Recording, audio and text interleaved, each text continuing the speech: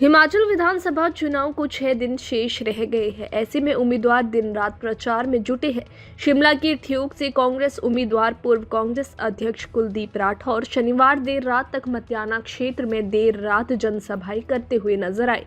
कुलदीप राठौर ने मतियाना के नागजुब्बल सहित अन्य क्षेत्रों में जनसभाएं की। इस दौरान उन्होंने लोगों से वोट की अपील भी की, साथ भाजपा पर जमकर निशाना भी साधा और भाजपा सरकार को बागवान विरोधी सरकार करार दिया। उन्होंने कहा कि उनका क्षेत्र से बहुल क्षेत्र है, लेकिन 5 सालों में सरकार ने इस क्षेत्र के साथ भेदभाव ही किया है। यहाँ पर सड़कों की सूध नहीं ली गई, सड़कों की हालत खस्ता है। इसके साथ ही कॉटन पर जीएसटी लगा दी गई और कीटनाशक दवाइयों पर सब्सिडी भी खत्म कर दी। भाजपा के किसान बागवान विरोधी नीतियों का अब जनता 12 नवंबर को जवाब देगी और इस क्षेत्र से इस बार कांग्रेस जीत का परचम लहराएंगे। उन्होंने कहा कि प्रदेश की जनता भी पूरा मन बना चुकी है और इस सरकार को सत्ता से बाहर का रास्ता दिखाएगी। भाजपा 5 सालों में कोई काम नहीं कर पाई और आप प्रधानमंत्री, केंद्रीय मंत्री और कई राज्यों के मुख्यमंत्रियों को यहाँ लाना पड़ रहा है, लेकिन उससे कुछ नहीं होने वाला। और क्या कुछ कहा, आइए सुनते हैं। अभी मैं 4 घंटे लेट था, उसके बावजूद भी यहाँ भारी संख्या में लोग मौजूद थे और पिछले मैं लगभग 1 हफ्ते से अपने क्षेत्र का दौरा कर रहा हूँ। जिस ढंग से लोग आके मिल रहे हैं और लोगों में उत्साह है और कांग्रेस पार्टी पूरी एकजुट है।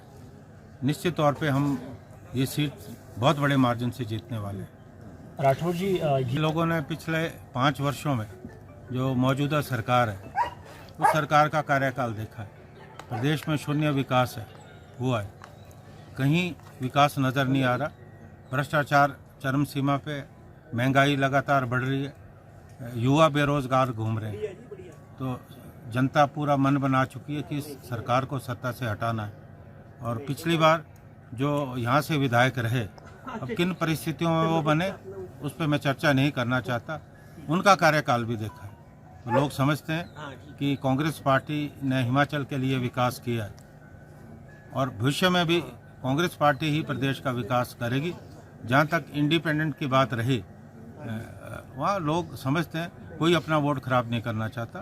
कांग्रेस पार्टी यहाँ मजबूत थी, है और है। आप लोग यहाँ मतियाना से यहाँ आए, आपने खुद देखा, आप स्वयं साक्षी हैं कि सड़कों के कितने बुरे हालात हैं और कमोबेश ये स्थिति पूरे ज़िले में।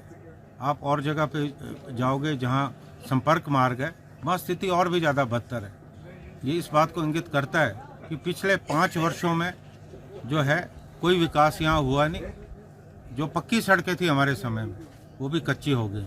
और दूसरी बात मैं कहना चाहता हूँ कि ये जो मौजूदा सरकार है ये बागवानी विरोधी सरकार है, बागवान विरोधी सरकार है। इनका जो रवैया रहा है उस रवैये से जो है क्षेत्र के बागवानों को नुकसान हुआ। अगर इन्होंने काम किए होते तो इन्हें किसी को लाने की ज़रूरत नहीं थी, लोग खुद वोट देते।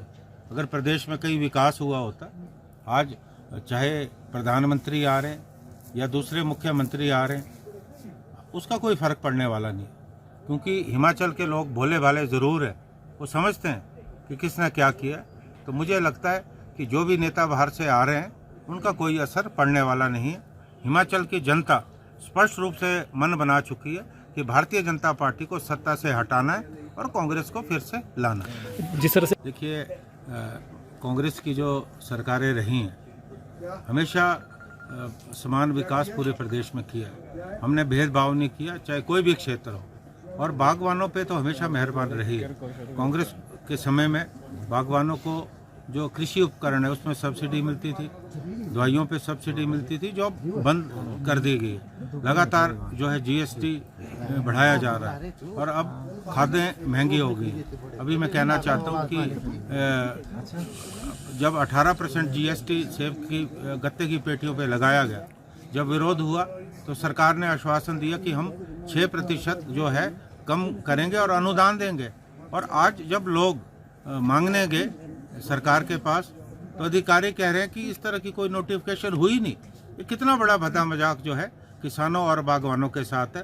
और 1134 करोड़ की जो कृषि के लिए विश्व बैंक से हमने ऋण लिया, जो योजना थी, उस पर आज तक अमल जो है नहीं हो पाया। कांग्रेस पार्टी सत्ता में आने के बाद किसानों और बागवानों के लिए जो है नई योजना लेके आएगी। ये हमारे गारंटी जो हमने दी है उसमें भी शामिल है, और एक दृष्टि पत्र मैंने भी जारी किया है, उसमें भी हमने इस बात पे प्राथमिकता दी है कि आने वाले समय में किसानों और बागवानों को किस तरह से आगे बढ़ाया जाए, उस बारे में हम निश्चित तौर पे काम करें।